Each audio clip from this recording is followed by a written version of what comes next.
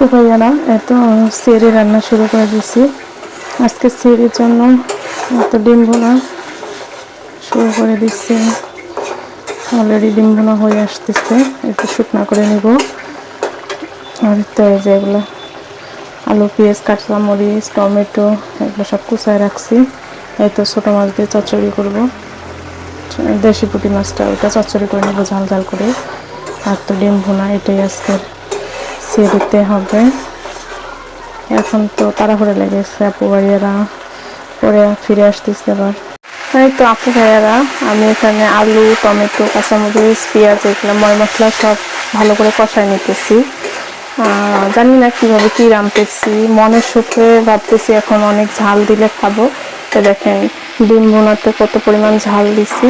এখন তো ভয় পেতেছি যে সেই সময় খানার সময় কি হবে এত মাছগুলো।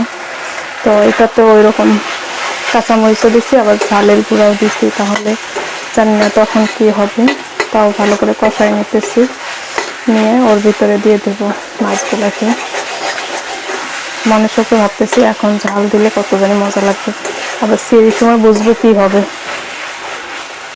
এই তো মাছ দিয়ে মিশিয়ে নিতেছি, সব কিছু মিশিয়ে নিলাম। একটা মিশিয়ে নিছি, এখন আর কি গরম পানিটা দিয়ে দেবো। গরম পানি করে রাখছি, একটু ভাজা ভাজা হয়ে নিক, তারপরে আর কি দিয়ে দেবো। ছোটো মাছ তো গলে যাবে, তো গরম পানি দিয়ে দিই।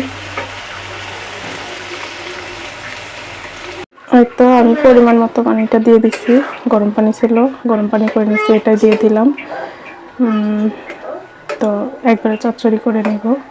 তো দুঃখজনক বিষয় হলো আপু ভাইয়েরা ধনিয়ার পাতা নেই আজকে, যেহেতু একটু একটু শীত আছে এখনো, তো ধনিয়া পাতা ছাড়া একটু অসম্পূর্ণ লাগলো। ধনিয়া পাতা হলে টেস্টটা আরও বাড়ায় দিত।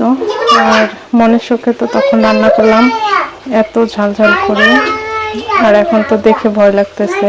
তো সেরির সময় খাওয়া গেলে হয়েছে, খালি পেটের খাবার তো এত ঝাল হইলে একটু টেনশন ফিল করতেছে এখন। তখন তো মনের সুখে ঝালের প্রয়োজন ছিল, আবার এখন ভয় লাগে দেখি। দেখেন তো কত পরিমাণ লাল টকটক হয়ে গেছে।